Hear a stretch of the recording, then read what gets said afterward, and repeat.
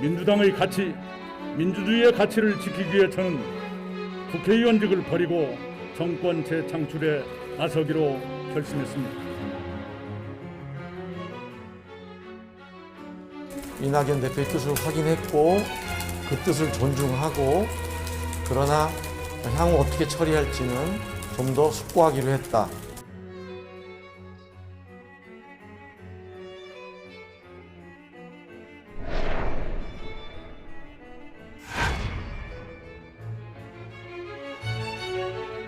누구보다도 서울 종로구민 여러분께 죄송합니다. 저희 보좌진 여러분께도 사과드립니다. 평생을 두고 갚겠습니다. 미안합니다.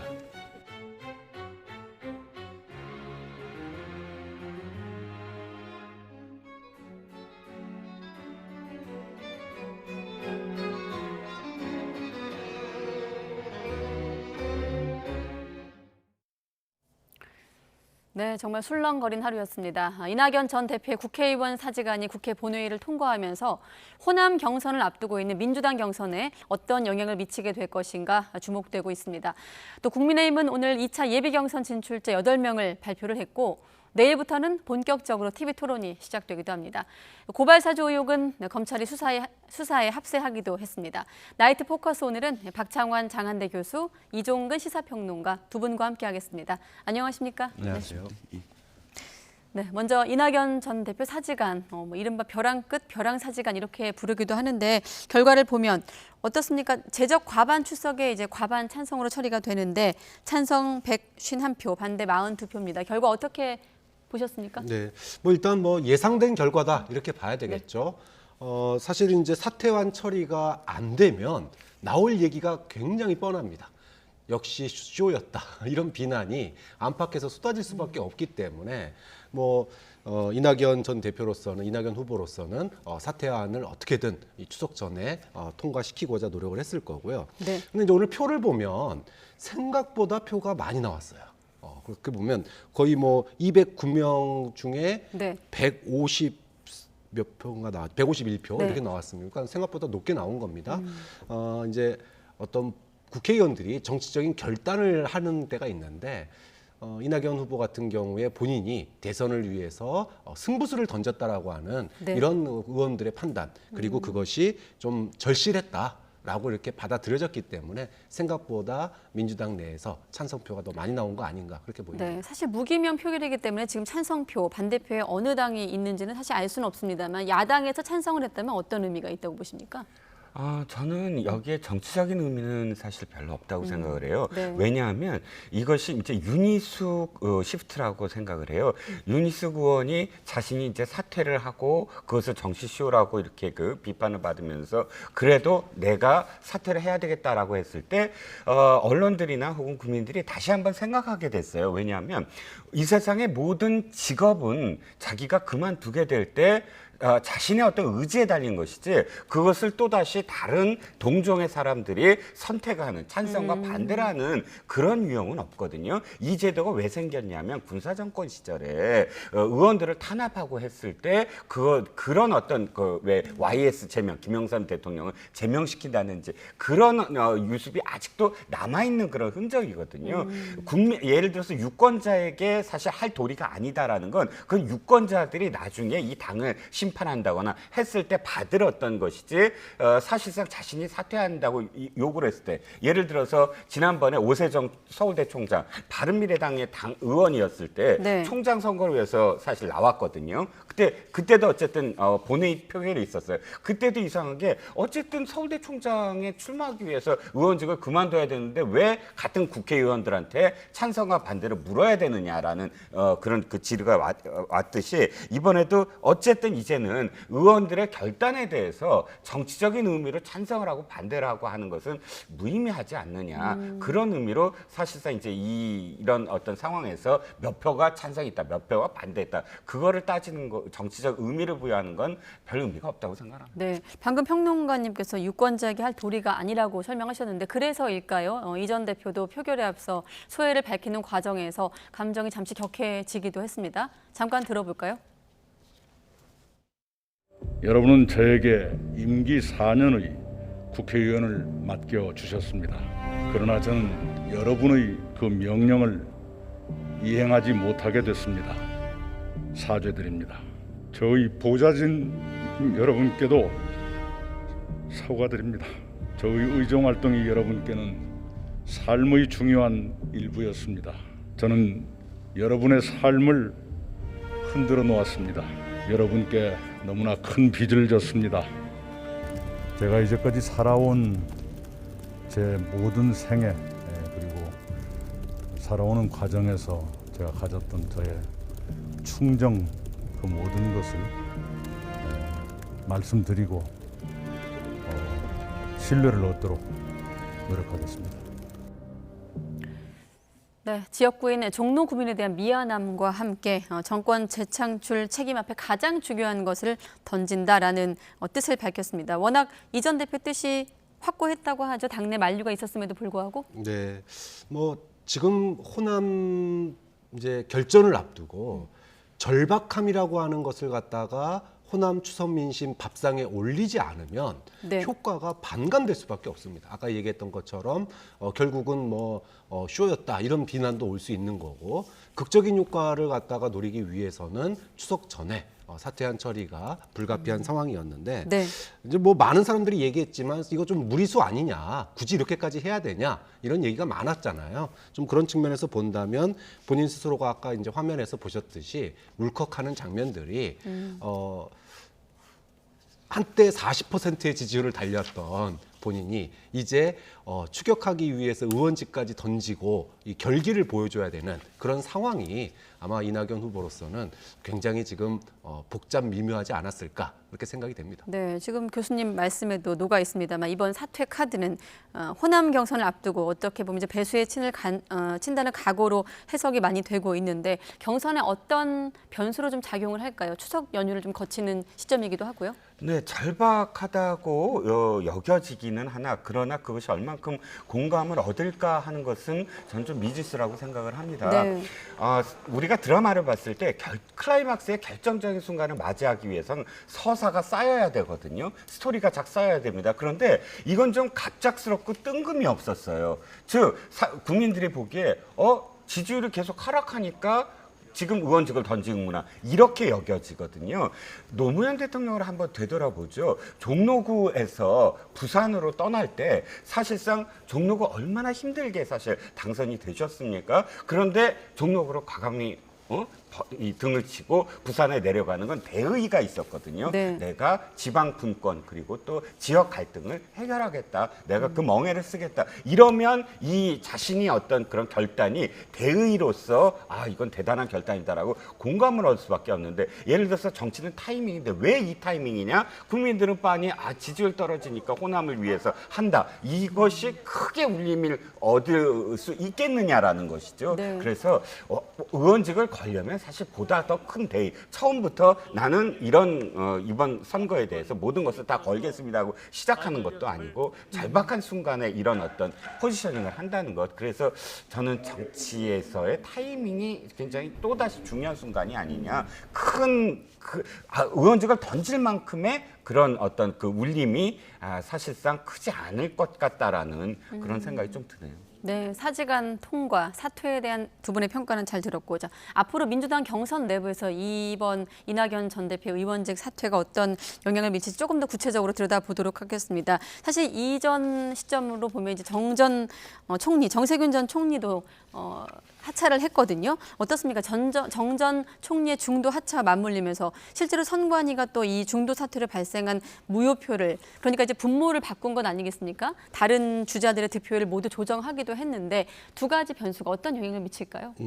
이게 좀 사실 긴 얘기인데 네. 하나로 좀 합쳐서 얘기를 하면은요. 네. 일단 이낙연 후보의 이번 그 의원직 사퇴는 어떻게 보면 이제 호남 동정론에 이제 기대를 걸었다 이렇게 봐야 될 것 같아요. 뭐 이런저런 뭐 민주주의를 위해서 정권 재창출을 위해서 여러 가지 수사를 붙였지만 네. 지금 절박한 상황에서 호남에서 도와달라 이런 뭐 뜻으로 해석할 수밖에 없습니다. 자, 문제는 결선 투표를 가려면 지금 현재 뭐 이 승부수 가지고 호남에서 과반 이상을 득표할 거라고 바라보는 사람은 별로 없는 것 같아요. 다만 어느 정도 효과를 낸다 그러면은 이재명 후보의 과반을 저지하는 정도까지는 최대한 어떻게 보면 가능하지 않을까. 근데 문제는 그 효과가 계속 이어질 건가라고 하는 점입니다. 그러니까 아까도 이종구 평론가님 말씀하셨지만 네. 이 호남 동정론이라고 하는 게 뭔가 이게 무슨 뭐 정책에 기반한 것도 아니고 그다음에 뭐 민주주의와 연관성이 있는 것도 아니고 뭐 국가 운영과 연관성이 있는 것이 아니에요. 진짜 말 그대로 인간적인 동정론에 기대는 거거든요. 호남 민심에. 그렇게 본다면 호남에서 설사 많이 추격을 해가지고 호남 자체로서 이재명 후보의 과반을 뭐 막을 수 있을지는 모르겠지만 그 동력이 2차 선거인단이나 경기도나 서울로 확산될 수 있을까? 저는 이게 뿌리가 없는 것이기 때문에 네. 확산되기가 굉장히 어렵다고 봐요. 그렇다고 본다면은 이번에 이 결단이 단기적인 뭐 전투에서는 이길 수 있겠지만 네. 전쟁에서는 이길 수 있는 카드는 아니다. 결국은 결선 투표 가능성은 결국에 쉽지는 않을 거다라고 예상을 하고요. 네. 정세균 후보의 사퇴도 지금 이제 이낙연 후보가 오늘 사퇴하면서 뭐 만나려고 했는데 못 만나니까 전화로 뭐 서로 이제 이심전심 아니냐 이런 식의 이제 해석을 했어요. 예. 그 표가 다 자신한테 올 거다라고 얘기를 했는데 사실 정세균 후보를 보면은요. 지방자치 의원들, 기초자치 뭐 강원도도 그렇고 지지 선언을 굉장히 많이 했었습니다. 그러면 조직된 표라는 거거든요. 근데 이분들은 정세균을 지지했던 이분들이 뭉뚱그려서 어디를 갈 것인가라고 하는 점에 저는 의문점이 있어요. 왜냐하면 지방 의원들은요. 기초 의원이건 광역 의원이건 당장 내년에 지방선거가 있습니다. 지방선거는 공천이 달려 있어요. 그러면 공천에 가장 키를 쥐고 있는 사람이 누굽니까? 향후에 대권을 더 도전하는 대권 후보가 결국은 공천권을 행사할 가능성이 매우 높아요. 그렇게 보면 그 표가 과연 오롯이 다 이낙연 표로 갈 수 있겠느냐, 뭐 이재명 표라든지 여러 곳으로 분산, 흩어질 가능성이 높기 때문에 네. 글쎄요, 이번 승부수가 얼마만큼 오래 갈지 또 큰 효과를 발휘할지는 뭐 지켜봐야 되겠지만 과연 그렇게까지 뭐 결선 투표까지 이끌까? 그 점에 대해서는 아직 물음표가 많이 따라다니는 것 같습니다. 앞서 조직력을 언급하신 걸 들어보니까 조금 더 복합적으로 좀 해석을 해야 되겠구나 이런 생각이 드는데 어떻습니까? 굳히기냐 대역전극이냐 호남의 선택은 어디로 갈 것이냐 이렇게 질문들이 나오고 있는데 평론가님 어떻게 예상하십니까? 그러니까 호남은 언제나 전략적 선택, 전략 투표 이런 표현이 붙습니다. 근데 그걸 다시 말하면 당선 가능성이 높은 쪽에 올인을 한다 이렇게 해석을 하거든요. 그럼 현재 어떤 당선 가능성이라는 건 호남만 왜 전략적 투표라는 말이 계속 붙을까요? 호남의 사실 인구수 대비 이 효용성에 대한 이야기입니다. 네. 즉 호남이 예를 들어서 호남 출신을 옹호하기 위해서 호남이 결집한다고 해서 당선 가능성이 높은 건 아니거든요. 플러스 알파가 있어야 된다. 그 플러스 알파가 언제나 작용하는 것이 이제 전략적 투표라고 우리가 이름 붙이는 것인데 지금 이낙연 후보가 좀 불리한 건 뭐냐면 호남 출신이긴 합니다. 그런데 첫 번째는 정세균 후보하고 빨리 단일화를 했었어야 돼요. 그러니까 경선 들어가기 전에 자신이 어떤 수단과 방법을 동원해서라도 전북 출신인 정세균 후보와 전남 출신 자기가 어찌됐든 합쳐서 단일 후보가 됐어야 됐고 네. 두 번째 단계에서는 플러스 알파 예를 들어서 충청권에 올인을 한다거나 뭐 부울경에 올인을 한다거나 해서 자신의 출신 이외의 지역에 어떤 경쟁력 있는 그런 지지율을 얻었어야 되는데 첫 번째 단계도 역시 안 됐다. 즉 정세균 후보가 지금 호남 직전에 이렇게 또 누구 손을 들어주지도 않고 그냥 백의종군합니다라고 그러니까 패를 던진 순간부터 아까 교수님께서는 말씀하셨지만 뭉쳐서 어디로 가는 게 아니라 분산될 가능성, 지지자들이 분산될 가능성이 높아졌거든요. 네. 그러니까 역시 이것도 단일화에 대한 때를 놓쳤고 또 다른 어떤 지역의 플러스 알파의 능력을 현재 못 보여준 상태에서 호남 민심에 어떤 호소를 하느냐 현재는 저도 동정론밖에 없는 게 아니냐 좀 안타까운 어떤 생각이 드는 거죠. 네, 알겠습니다.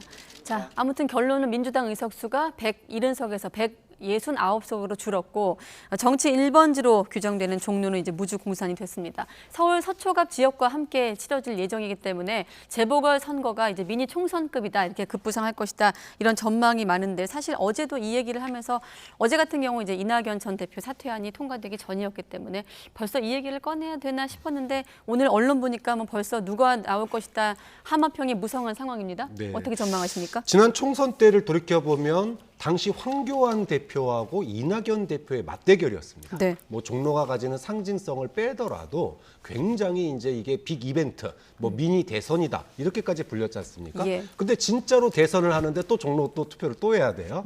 자, 지금 거론되는 인사들을 보면 뭐 여권에서는 임종석 의원 뭐 종로 가냐 마냐 이거 얘기 있었잖아요. 또 만약에 이번 경선에서 추미애 후보가 떨어진다면 또 뭐 이런 부분도 이제 얘기가 나오고 있고 네. 또 뭐 야권에서도 지금 경선을 뛰고 있는 최재형, 황교안 후보 같은 경우는 지난번에 종로에 출마했었고 네. 계속 나올 뜻을 또 비췄었잖아요. 물론 지금 말씀하신 두 인물 같은 경우 잠시 뒤에 이제 국민의힘 대선 경선 1차 컷오프 명단에도 올라 있긴 그다음에 합니다. 뭐 예. 지금 현재 뭐 배지가 없는 나경원 전 의원이라든지 네. 이런 사람들이 또 이준석 대표도 사실 원외기 때문에 이번에 나가야 된다는 얘기도 꽤 많거든요. 자, 이렇게 보면 네. 결국은 또 당의 간판급들 소위 말하면 차차기 주자로 거론되는 인물들이 이 종로에 나올 가능성이 높다. 그렇게 보면 이거 사실상 대선 주자하고 대통령 후보하고 이 후보가 러닝메이트 개념 아니냐, 종로의 후보가. 이렇게까지 가면은 예. 이 종로의 판이 커지는 거죠. 단순하게 지역 투표가 아니라 하나의 서로가 시너지 효과를 낼 수 있는 그런 후보를 선정하는 것도 굉장히 큰 관전 포인트가 될 수 있는 거죠. 주로 간판 인물들이 이제 거론되고 있기 때문에 러닝메이트 성격이 있다라고 설명하셨거든요. 네, 그렇습니다. 이번에 그 양쪽에서 경선에서 이 탈락하는 후보들 중에 사실은 종로에 네. 염두에 두는 분들도 많을 것이고 또 선택지가 하나 더 있어요. 서울시장 후보. 아까 교수님께서 말씀하신 여러 후보군들 중에는 마음속으로 서울시장 후보도 바로 3개월 후에 있거든요. 네. 대선 이후에. 그러니까 지금은 선택지들이 좀 많아졌다라고 여겨져요. 그러니까 차기나 차차기 후보들의 종로구의 국회의원으로 갈 것이냐 아니면 서울시장으로 갈 것이냐. 이 모든 것들은 첫 번째 변수는 어찌됐든 이번 경선에서 떨어지는 차기 주자들 이게 떨어지니까 이제 차기로 또 꿈꿔야 되니까 예. 그분들의 어떤 선택이 어디로 가느냐 이것도 좀 지켜봐야 될 관전 포인트 같습니다. 네, 알겠습니다. 자, 이번에 국민의힘 대선 경선으로 바로 넘어가 보죠. 예비 후보가 11명이었는데 8명으로 압축이 됐습니다. 어떻습니까? 탈락된 인물이건 통과가 된 인물이건 예상 밖의 인물이 있습니까? 교수님? 저는 별로 없습니다. 그러니까 누가 되느냐는 사실 아무도 관심을 안 가졌고요. 누가 네. 떨어지느냐가 조금 관심이 있었는데 결국은 붙은 분과 떨어진 분의 경계는 역시나 인지도. 두 번째로는 지지 기반이 좀 있느냐 없느냐. 예를 들어 8명 안에 들어간 하태경 의원 같은 경우에는 인지도가 좀 높은 분에 속하는 거고 반대로 이제 안상수 후보 같은 경우에는 또 지지 기반이 좀 있는 인천이라고 하는 네. 그런 곳이 있다 보니까 사실은 이 뒷부분에 가면은 지지율 격차가 사실 거의 아주 촘촘하게 있었기 때문에 뭐 하나가 이렇게 또 그 변수로 작용했다 이렇게 얘기하기는 힘들 것 같아요. 네. 다만 상대적으로 누가 더 지지도가 당원들에게 누가 더 지지도가 있느냐 또 국민들에게 지지도가 있느냐 또 지지 기반이 그 지지율을 몰아줄 수 있는 최소한의 조직이 가동되는 기반을 가지고 있느냐 이게 결국은 당락을 가르지 않았을까 생각을 합니다. 사실 이번 1차 컷오프 같은 경우는 뭐 알려진 대로 당원 20%, 일반 시민 80% 비율이긴 했습니다만. 네, 그렇습니다. 그런데 제가 보기에는 당원이 20%밖에 안 됨에도 불구하고 당심도 꽤 많이 작용을 한 것 같아요. 결과를 놓고 봤을 때. 왜냐하면 예. 지금 이 세 분 중에 두 분은 사실 당에 전혀 그 뿌리가 없는 분들이거든요. 장성민 후보 같은 경우는 사실 DJ 시절에 청와대, 그러니까 김대중 대통령 시절에 청와대 국정상황실장을 했고 네. 민주당 계열에서 주로 몸을 담고 계셨던 분이고 또 장기표 후보 같은 경우는 정말 유명한 노동운동가, 그 민주화 운동가로서 굉장히 유명하신 분이지만 역시 보수 정당의 정통 그 보수 정당의 어떤 깊은 뿌리가 있다고 하기에는 좀 거리가 있는 분이고 네.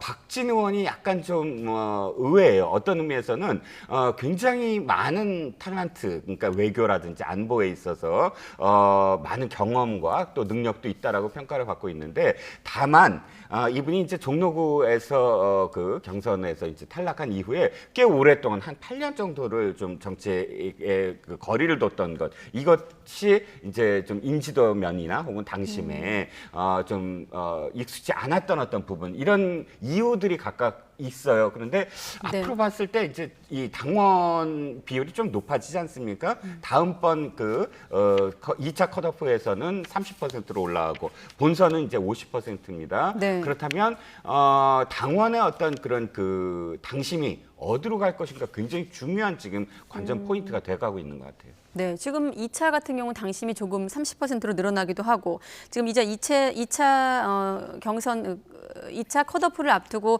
6번의 토론회가 있는 것으로 이제 예정되어 있거든요. 교수님 어떻습니까? 지금 남은 경선 일정을 통해서 좀 유불리를 따져볼 수 있을까요? 이것도 길어지나요? 아닙니다. 뭐 일단 투표 룰을 보면은 네. 룰은 뭐 그때 확정됐을 때 누가 봐도 이거는 윤석열 후보에게 상당히 유리하다, 뭐 이렇게 얘기가 됐었죠. 왜냐하면 당원들, 그러니까 지지층을 대상으로 한 여론조사, 현재의 여론조사로만 본다면 지지층만을 대상으로 한 여론조사에서 윤석열 후보가 사실 우위를 상당히 점하고 있었기 때문에 예. 본선에서 50%나 당원 투표가 들어간다라고 하는 거는 뭐 윤석열 후보에게 단연 유리할 수밖에 없다. 다만 그거는 현재의 지지율이 유지된다는 전제고요. TV 토론을 통해서 과연 현재 지지율이 유지될 수 있겠느냐라고 하는 점입니다. 뭐 누구나 다 알다시피 토론의 달인이라고 불리우는 홍준표 후보와 그동안에 여러 차례 이 메시지 리스크를 일으키고 또 오늘도 뭐 또 말을 하나를 또 하셨던데, 네. 이 윤석열 후보의 어떤 그 소위 토론이 좀 약하지 않느냐, 이런 것들이 만약에 이게 피해가면 다행인데 정면 충돌해서 이게 겹쳐서 나타날 경우에 네. 이것의 여파는 꽤 클 수 있거든요. 그렇기 때문에 토론에서 지지율이 바뀐다면 당원 50%가 윤석열 후보에게 유리하긴 하지만 그럼에도 불구하고 현재의 지지율을 지켜내지 못하면 굉장히 어렵기 때문에 역시나 이 1차 토론, 네. 1차 토론이 윤석열 후보에게는 굉장히 중요한 또 하나의 변수가 될 것 같습니다. 네. 같은 질문 드리면요. 일단 이 토론이라는 것이 토론을 잘하냐 못하냐도 참 중요한데, 한 가지는 이 사람에 대한 어떤 정보를 주는 거예요. 그러니까 이를테면 윤석열 후보에 대해서 국민들이 모르는 게 너무 많아요. 그렇기 때문에 여러 후보들이 질문을 통해서 윤석열 후보가 어떤 모습을 보이느냐, 그러니까 그거에 따라서 이 사람이 이런 생각을 갖고 있구나, 또 네. 이런 어떤 정책 의지가 있구나, 비전이 있구나, 또 이런 이 정치적인 뭐랄까 태도를 갖고 있구나, 이런 것들을 어떻게 알리느냐의 어떤 상황이라고 보여지거든요. 네. 홍준표 후보를 제가 폄하하는 건 아니고요. 홍준표 후보는 이미 일단 스테레오타입이라도 갖고 있어요. 우리가 이 사람은 어떤 생각을 갖고 있고 어떤 태도를 짓겠구나라고 이미 알고 있거든요. 그렇다면 상대적으로 윤석열 후보의 어떤 리스크들, 말씀하셨던 부분들이 이 사람은 리스크가 없는 사람이었구나, 내가 잘못 알았구나라고 만들어줄지, 아니면 역시 좀 불안해라고 될지는 정말 저는 1차 토론회가 굉장히 중요하다고 생각해요. 6차까지 무슨 진화한다거나 이런 개념이 아니라 그야말로 우리가 기대라는 게 무슨 희망찬 기대 이런 뜻이 아니라 진짜 어떤 상황이었지라고 이제 내일 시청률이 꽤 높을 것 같거든요. 그 다음부터의 어떤 시청률은 아마도 내일로 모든 것이 다 결정이 되지 않을까. 그래서 내일 관전이 굉장히 중요한 어떤 포인트라고 생각합니다. 1차 토론으로도 충분히 판가름 날 수도 있다라고 보시는 거군요. 예. 우리가 TV 토론 뭐 아시겠지만 TV 토론을 여러 번 한다고 해서 뭐 후보자들이 바뀌거나 이러지 않지 네. 않습니까? 우리가 기대하는 건 토론을 잘하냐 못하냐 아니라 아까 말씀드렸지만 어떤 사람이냐, 첫 번째 궁금한 게 그러니까 그것부터가 이제 내일 좀 드러날 그런 네. 상황이라는 것이죠. 아마 그 1차 토론에서 이 질문도 나올 것 같습니다. 토론 주제로 아마 정해지지 않을까 예상이 되는데, 앞서 말씀하신 대로 윤석열 전 총장의 어떤 노동관이라고 해야 될까요? 지난번 주 120시간 발언 이후 또 비정규직 발언이 논란을 빚고 있고, 또 관련해서 그 발언을 모아봤습니다. 사람이 손발로 노동하는 것은 아프리카나 하는 것이다라는 발언을 해서 또 논란이 일고 있는데 어떻게 해석하고 계십니까? 그래서 오늘 논란되는 말 두 가지가 나왔습니다. 네. 사람이 손발로 하는 노동은 아프리카나 하는 것이다. 그런가요? 사실 선진국 가면 인건비가 제일 비쌉니다. 뭐 고치러 사람 부르면은 재료값보다는 지금 우리나라도 그렇게 되고 있거든요. 그러니까 예를 들어 명문대 졸업하자마자 도배 배워가지고 고수입을 올리는 청년들을 우리는 칭찬하고 있는 분위기예요. 그런데 손발로 하는 노동은 아프리카나 하는 사람이다. 과연 이게 지금 청년들에게 할 수 있는 말인가라고 하는 점이 일단 뭐 지금 학생들을 가르치는 입장에서 굉장히 껄끄럽게 들렸고. 안동대 간담회 자리였죠. 네. 그 다음에 또 하나는 뭐 월급이 같으면 비정규직이든 정규직이든 무슨 상관이냐 이 얘기도 사실은 뭐 이제 본인은 취지가 동일노동 동일임금으로 되기 때문에 뭐 큰 차이가 없다라고 얘기를 하시는데 사실 이거는 이제 해명이고 네. 들리는 얘기는 뭐냐면 앞으로 평생 직장이 없으니까 뭐 정규직이나 비정규직이나 무슨 차이냐라고 얘기를 하셨 걸로 들렸는데 이거는요 내가 원해서 비정규직이 되고 싶어서 된 게 아니잖아요. 정규직의 자리가 없기 때문에 비정규직을 간 거고 정말로 동일노동 동일임금이 돼서 시스템이 바뀌어가지고 청년들이 정규직을 선택하던 내가 차라리 비정규직을 선택하는 게 더 낫다라고 하는 상황에서 비정규직 가는 거하고 하늘과 땅 차이입니다. 이건 해명으로 될 수 있는 문제가 아니라고 봐요. 네. 정말로 지금 우리나라 청년들의 정규직과 비정규직의 문제를 그냥 정말 선택의 문제 마치 선택할 수 있는 그런 가능성 있는 문제로 바라보는 거 아니냐라고 하는 이런 심각한 의문을 던질 수밖에 없는 거죠. 네, 윤석열 전 총장 같은 경우는 이제 앞서 그 손발로 노동하는 그 대목에 대해서 이제 첨단 기술을 습득하라는 뜻이었다 이렇게 해명을 했습니다만 어떻습니까? 근본적인 좀 어떤 본인이 갖고 있는 가치관일까요? 아니면 정말 표현에서 나오는 표현의 발언으로 인한 오해일까요? 좀 궁금하긴 합니다. 이 기사가 나오자마자 사실 전문부터 좀 봤습니다. 네. 앞뒤 맥락 그러니까 텍스트가 아니라 컨텍스트가 무엇이냐 맥락이 무엇이냐를 봤는데 네.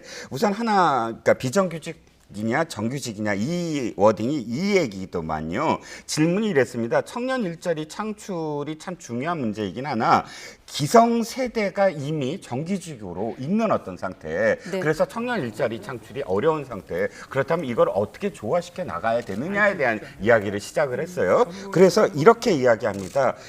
한 군데에서 지속적으로 뭐 일해야 노동 가치가 인정되기 때문에 그 보장하지만 그냥 능력에 따라서 이렇게 보상이 주어져야지 오래 있었다고만 해서 호봉이 높아져서 대우를 받은 그런 제도는 좀 바뀌어야 되지 않느냐 하면서 이렇게 됩니다. 결국 제도가 유연화돼야 된다. 비정규직이냐 정규직이냐는 의미보다 능력과 노력 대비 공정 보상이 중요하다. 그래서 이 다음 예가 있어요. 이 현대차에서 일하는 아버지를 안 내쫓고도 같은 일을 하는 청년이 있다면 동일 수준의 동일 임금 받는 제도라면 또 그 청년이 만약에 비정규직이라도 더 능력을 발휘해서 더 많은 어떤 보상을 받을 수 있다면 이렇게 해서 현대차에서 일하는 아버지, 정규직 아버지와 함께 이렇게 일할 수 있게 만들어주는 것이 중요하지 않느냐라는 의미에서 정규직과 비정규직을 들었다는 거예요. 근데 전문은 그렇게 돼 있어요. 그 그래서 맥락을 요거- 보면 좀 이해가 가능한 요거 측면도 있다고 하나만 보시는 딱 거군요. 놓고 아니 뭐 교수님 말씀처럼 저 공감하거든요. 아니 청년들이 지금 당장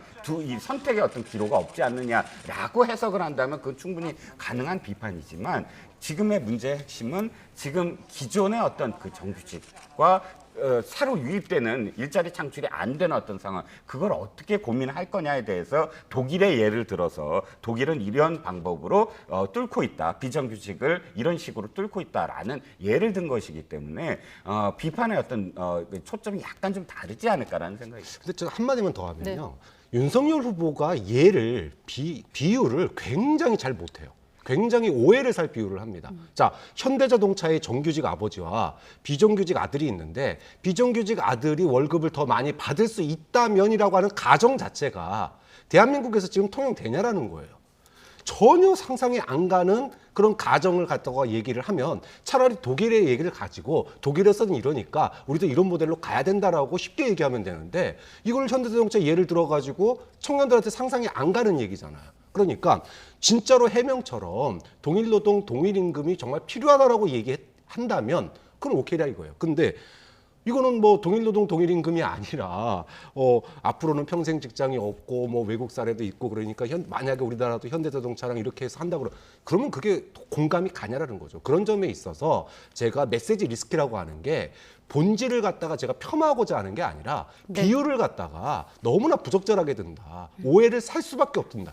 해명을 해야지만이 그제서야 그런 뜻이었어. 이게 한두 번이 아니잖아요. 그런 점에 있어서 1차 토론 때도 이런다면 이거는 윤석열 후보가 굉장히 고치기 어려운 부분으로 저는 낙인 찍힐 수도 있다고 생각되기 때문에 네. 이 부분을 갖다 얘기하는 겁니다. 토론회를 한번 또 지켜보도록 하겠습니다. 자, 이번엔 고발사주 의혹과 관련해서 또 짚어보도록 하죠. 먼저 이제 수사와 관련된 부분, 공수처가 수사를 하고 있는 상황인데 이제 검찰에서 사실 대검에서 이제 감찰팀이 조사를 하고 있었는데 서울중앙지검에서 수사팀을 꾸리고 수사에 착수하기로 했습니다. 수사와 관련해서 어떤 의미가 있는 기점이라고 보십니까? 두 가지죠. 하나는 이제 감찰만 하고 있었어요. 그런데 이제 수사 단계로 바꾸겠다는 겁니다. 근데 두 번째 의미는 공수처에서 이미 수사를 하고 있는데도 불구하고 검찰이 함께 수사를 한다. 그러니까 지금 공수처가 생긴 이후에 동일 사안에 대해서 이렇게 검찰과 공수처가 한꺼번에 수사에 돌입한 첫 번째 사례라고 여겨집니다. 네. 물론 아주 총력을 기울이고 있어요. 그러니까 일단 어떤 증거가 있으리라고 판단을 합니다. 뚜렷한 증거 없이 이렇게 뛰어들겠습니까? 더군다나 지금 형사 12부 그 첨단 범죄 수사를 하고 있는 형사 12부와 그다음에 진상 조사를 계속했던 대검 연구관들까지 파견을 해서 이걸 하겠다라고 의지를 보이고 있는 것. 그래서 이제 공수처와의 어떤 협조, 이 협조를 하면서 하겠다라고 네. 지금 이야기를 하고 있습니다. 아쉬운 건 이거죠. 지금 또 초유의 어떤 그런 이 상황을 지금 보여주는 게 유력 대선 후보, 야당의 유력 대선 후보를 공수처라는 기관, 더군다나 대검의 기관이 동시에 수사를 하겠다.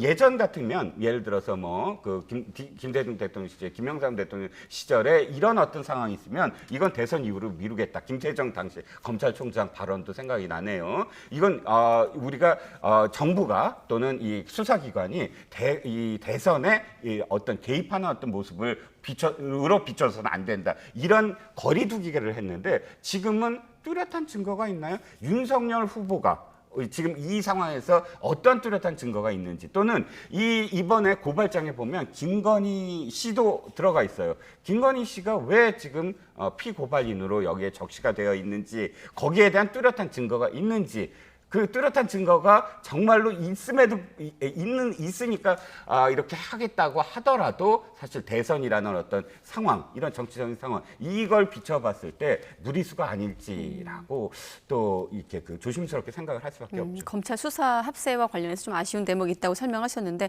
아무튼 직접 수사가 가능한 선거법 혐의를 중심으로 이제 수사를 할 예정입니다. 교수님은 어떻게 보고 계십니까? 일단 공수처는 입건을 했잖아요. 윤 전 총장을. 그러니까는 아직까지는 입건 상태고 준 피의자 정도로 보는 것 같아요. 근데 대검이 윤석열 후보를 대상으로 수사를 하는 게 아니에요. 현재는. 그러니까 손준성 검사를 중심으로 해서 네. 그 주변에 이제 지금 손준성 검사가 보냈다라고 하는 입증이 돼야지. 물론 손준성 보냄은 위조되지 않았다는 게 입증이 됐지만 네. 손준성이 보냈다라고 하는 증거는 아직 없거든요. 자, 그렇기 때문에 그것을 위한 수사가 1번이고 예. 그리고 나서 그게 확실하다 그러면은 손준성과 그 후에 혹시 다른 공모자는 없는지 또는 지시를 받은 건지 이런 부분으로 수사가 갈 수 있는 거지 이게 건너뛰어가지고 갑자기 지시 받았어 안 받았어 이렇게 수사하는 건 아니니까 너무 나아간 주장은 할 필요 없다고 생각을 합니다. 네. 그런 점에 있어서 지금 공공수사 일부에 배당이 됐는데 어쨌든 김호수 총장이 굉장히 의지를 가진 건 분명해요. 이게 검찰의 선거법을 총지휘하는 부서가 여기 아닙니까? 그렇게 본다면 빠른 시간 내에 결론을 내기 위해서 결국은 검찰도 수사는 증거를 가지고 결국은 국민들 앞에 내밀어야지 국민들이 믿을 수밖에 없는 상황이다. 네. 증거를 안 내밀면 아무리 검찰이 기소하고 뭐해도 지금의 혼돈스러운 상황은 바뀌지 않을 거라고 봅니다. 네, 당분간 이제 공수처와 검찰의 이를테면 이제 동반 수사가 전망되고 있기 때문에 어떤 내용이 나올지 좀 지켜보기로 하고 뭐 두 분도 아시겠습니다만 이번 고발 사주 의혹과 관련해서 좀 여러 갈래로 가지를 치고 파생하고 있는 상황입니다. 그렇다 보니 여야를 좀 가릴 것 없이 여당은 여당대로 안에서 또 야당은 야당대로 안에서 충돌을 하고 있는데 먼저 윤 전 총장과 홍 의원의 충돌이 격화하고 있고 홍 의원이 좀 발끈을 하고 있는 상황입니다. 어떻습니까? 지금 두 대선 주자 간의 어떤 충돌 어떻게 지켜보고 계십니까? 일단 윤석열 후보 측에서 성명 불상자가 를 포함한 그런 네. 고발을 했습니다. 네. 즉 수사 의뢰를 했는데 박지원 국정원장과 조성은 씨가 만나는 자리에 이것이 제3자가 있었다. 그 제3자를 설명불상으로 해서 이렇게 고발을 했습니다. 네. 여기에 대해서 사실 홍준표 후보의 캠프에 있는 모 씨가 아니냐, 뭐 이게 네. 이 수면 위로 올라오기 시작하면서부터 양측에서 지금 공방이 벌어지고 있습니다. 내일 첫 번째 TV 토론도 사실은 이 대목이 굉장히 크게 지금 작용을 할 거예요. 네. 어차피 사실 이 부분은 그 홍준표 캠프의 성명불상자가 아니더라도 홍준표 후보는 이 고발 사주 의혹과 관련해서 TV 토론에서 아주 굉장히 공격을 할 거거든요. 윤석열 캠프 측에서는 고민을 했을 겁니다. 이 문제를 완전히 제외하고 박지원 국정원장으로 포문을 계속 전선을 유지할 것이냐, 뭐 이걸 고민했을 텐데 어차피 TV 토론 들어가면 홍준표 후보 측에서 이 문제를 갖고 공격을 할 것이다. 그렇다면 정면 돌파를 하겠다라는 어떤 생각으로 아마 이 언급을 하고 지금 전선을 확대한 것 같습니다. 어느 정도는 뭐 이 TV 토론의 흥행 요소도 저는 될 것 같거든요. 그렇게 뭐 이것이 원팀을 해칠 정도로 서로 격화된 어떤 토론으로 갈 이 상황은 아니다. 왜냐하면 홍준표 후보는 6차 토론까지 이것을 계속 가져가야 돼요. 이게 막 그 어떤 파문이 일거나 해서 부딪히는 것보다는 네. 정면으로 인파이터로만 가지 않을 것 같거든요. 밀당을 하면서 이 하나씩 윤 후보의 모든 면들을 다 이렇게 드러내게 만드는 네. 그런 어떤 공략을 하기 때문에 저는 뭐 그렇게까지 염려할 만큼의 두 캠프 측의 어떤 충돌은 아니라고 봅니다. 네, 홍준표 캠프에서 말씀하신 대로 이제 동석자로 지목된 그 해당 인사에 대한 동선까지 공개한 상황이고 공식 사과를 하고 윤 전 총장 캠프를 향해서 주동자를 퇴출하라고까지 하고 있는 상황이지만 또 윤석열 캠프 같은 경우는 뭐 그렇게까지 할 일이냐라고 맞서고 있습니다. 말씀하신 대로 내일 토론회에서도 맞붙을 것 같고요. 네. 저는 뭐 그렇게 크게 안 번질 거다라고 얘기하셨는데 저는 내일 대차게 붙을 것 같습니다. 왜냐하면 홍준표 후보가 한 건 네. 잡았어요. 왜냐하면 지난 일요일부터 이 홍준표 캠프의 이모 씨 얘기가 나오면서 사실상 홍준표 캠프가 이 일에 이번 고발 사주 사건 폭로에 배우다라고 하는 게 굉장히 의혹이 확산이 됐었습니다. 네. 근데 결국 3일 만에 헛발질했다라고 하는 게 밝혀진 거예요. 이모 씨의 동선 CCTV가 나왔고 다른 데 있었다. 그다음에 다른 식당에서 밥 먹었다라고 하는 영수증이 나왔습니다. 자, 홍준표 후보로서는 이 홍준표 캠프 음모론을 완전히 되치게 할 수 있는 기회를 잡았는데 이 절호의 기회를 놓칠 이유가 없다고 봐요. 그렇게 본다면 뭐 지금 윤석열 후보의 공식 사과, 그다음에 관계자 퇴출 요 정도는 저는 맛배기에 불과하다. 내일 아마 토론회에서 이 부분 가지고 맹공을 퍼부을 거다. 그리고 싸움은 이게 시작이다. 이게 뭐 무슨 뭐 갈등이 봉합되고 이게 뭐 수면 아래로 감고 이거 하나로 시작하지만 네. 다른 전선으로 더 확대돼서 굉장히 뜨거운 싸움으로 갈 거라고 봅니다. 네, 토론회를 한번 지켜보기로 하고 자 민주당 안에서는 TV 토론회가 있었는데 추미애 전 장관의 발언이 논란이 되고 있습니다. 어떤 내용인지 좀 간략히 듣고 마무리 짓도록 하겠습니다. 손준성 수사정보정책관이 문제 있는 사람이란 걸 발견했다면 바로 인사조치를 하거나 그랬어야 합니다. 누구의 로비였는지 모르지만 혹시 윤석열 검찰총장의 로비였습니까? 윤석열 로비에다가 네. 안에 또 당에서 너무한 사람들이 있었죠. 청와대 안에도 있었고요. 우리 안에 반개혁 세력이 있다고 늘 그러셔서 좀 무슨 말씀인가 그랬는데 네. 진짜로 그러네요. 이제 이해하시겠어요? 심각하네. 제가 얼마나 힘들었는지 이해하시겠어요? 이런 분들이 누군지 저는 지금 용기 있게 이렇게 이해하실 필요 있다고 왈칵 봐요. 눈물이 나려고 하는데 이제서 이해하시겠어요? 이게 지금 문제가 심각한 문제라고 저는 봅니다. 그러니까 우리 근데 그때 박 의원님도 장관 좀 시끄럽다 쪽에 있었어요.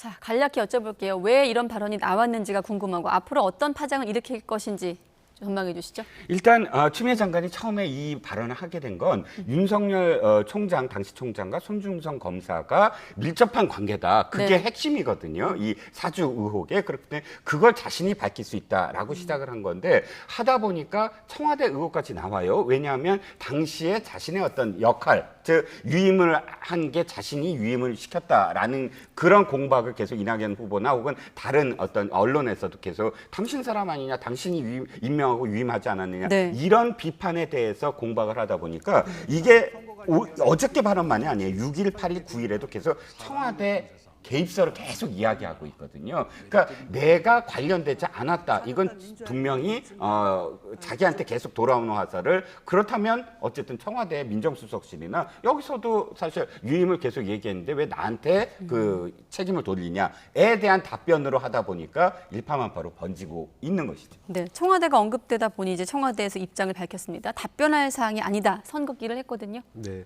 사실 추미애 후보가 이번 경선에서 얻고자 하는 거는 두 가지입니다. 하나는 명예회복이에요. 추윤 갈등을 통해서 추미애 장관의 이미지가 바닥에 떨어졌거든요. 네. 그렇기 때문에 그리고 또 하나는 정치적 입지를 되살리는 겁니다. 지금 1등을 할 수는 없지만 의미 있는 득표를 해서 이후에 아까 뭐 서울시장 선거 얘기도 나왔고 뭐 종로 얘기도 나오고 뭐 여러 가지 얘기 나왔는데 본인이 다시 정치적으로 재기할 수 있는 발판이 필요한 거예요. 좀 그런 점에서 당분간 이 얘기는 갈 수밖에 없다. 다만 의미 있는 득표, 지금 이제 두 자릿수 득표를 하고 있는데 이 득표가 계속 돼서 어느 정도 된다 그러면 경선이 끝남과 동시에 이 문제도 수면 아래로 가라앉을 걸로 보입니다. 네, 시간 관계상 이 고발 사주 의혹과 관련된 여론조사를 다루지는 못하겠습니다만 간단히 요약을 해드리면 이번 고발 사주 의혹이 여권의 정치 공작이라는 주장에 공감하느냐 아니냐는 의견이 팽팽하게 맞섰거든요. 앞으로 관련한 수사 내용 또 진상 규명 결과에 따라서 아마 이 공감과 비공감의 비율이 좀 달라지지 않을까 생각해봤습니다. 자, 박창환 장한대 교수 또 이종근 시사평론가 두 분과 함께했습니다. 고맙습니다. 예.